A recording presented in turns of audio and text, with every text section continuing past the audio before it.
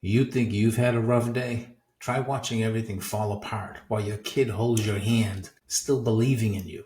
The rent is due, you've been evicted, you're selling medical scanners that no one wants, your bank account is empty, your wife just walked out, and now you're standing in a subway bathroom, holding your son, lying to him about the monsters outside so he can sleep for one more night. That was Chris Gardner. That was real life.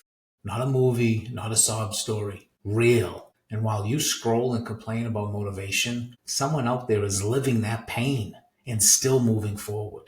So the question is, what's your excuse? Chris Gardner wasn't handed a second chance. He chose it. It didn't come wrapped in comfort or certainty. It came in a fleeting moment of curiosity on a sidewalk in San Francisco. A red Ferrari pulled up. A man in a suit stepped out, and Chris asked one question. What do you do?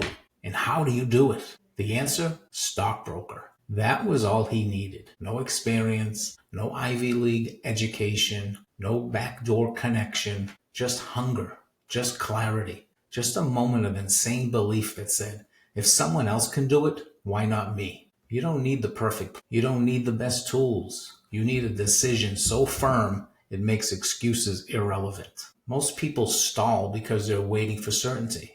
But you will never feel fully ready to do something that changes your life. That's the point. You move or you miss it. You decide or life decides for you. Gardner didn't ask for a guarantee. He declared his direction and he ran toward it like his life depended on it.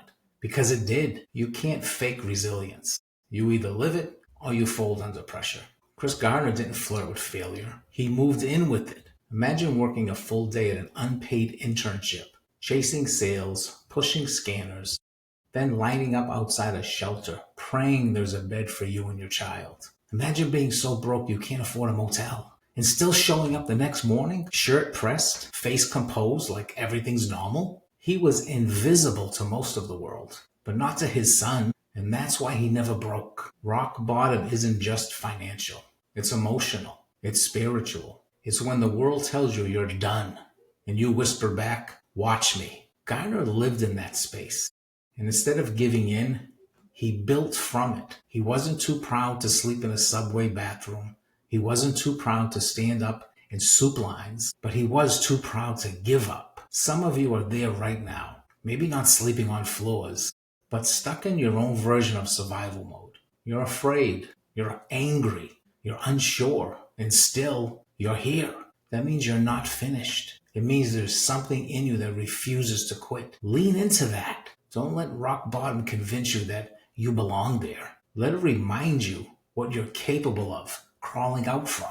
Gardner didn't just fail. He failed forward. He had no room for pride, no time for self-pity. If a phone call didn't work, he wrote down why. If an interview went sideways, he studied what he said. He wasn't just going through the rejection. He was learning from it in real time. Most people make failure personal. Gardner made it an informational. He was learning from it. He wasn't afraid to be the worst in the room because he knew it was temporary. He took feedback like a fighter takes punches, not to collapse, but to condition. Every rejection made him smarter. Every setback sharpened his edge. You've been trained to fear failure. But what if you saw it as a personal mentor? What if you saw each flop, each awkward moment, each no as an unpaid lesson in how to win? Growth isn't in the comfort zone. It's in the confusion, the trial and error, the thousand small, quiet experiments no one sees. Gardner didn't wait to feel worthy. He worked to become undeniable. That's how you win, not by avoiding the fall, but by learning how to hit the ground and rise faster than before. Let's talk about legacy. Chris Gardner wasn't chasing Lambos or likes. He wasn't trying to impress strangers on the internet. He was building for one thing, his son. He refused to let the cycle continue, refused to let his boy grow up watching a man break under pressure.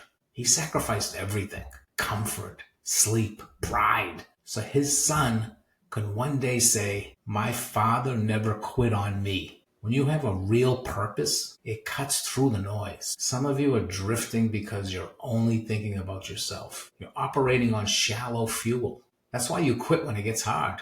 But when you move for something bigger than yourself, your family, your community, your bloodline, that's when you tap into something primal, something sacred. Purpose isn't a buzzword. It's what keeps you breathing when the weight gets unbearable. It's what turns pain into focus and pressure into power. Gardner didn't succeed in spite of being a father. He succeeded because of it. So ask yourself, who are you becoming for the people you love? Who are you becoming for the next generation? They're not asking for perfection.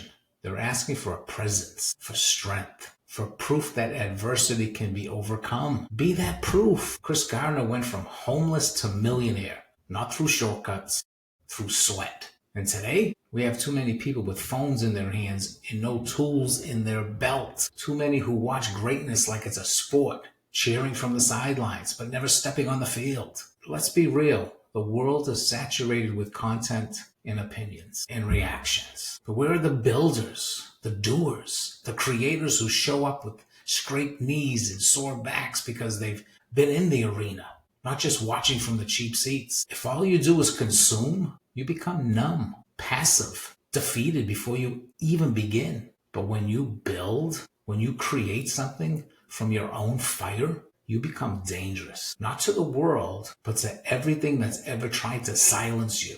The world doesn't need another person who's thinking about starting. It needs you in motion, in discomfort, in the fight. Because real change doesn't come from your intentions. It comes from your actions. You've got your story, your struggle, your pain. So what? What are you going to do with it? You don't need more content. You need more courage. You don't need another hype video. You need a mirror. This is it. This is your wake-up call. Not just to survive, but to lead. To be the person your younger self prayed for. To be the example your children need. To stop looking for motivation and start creating momentum.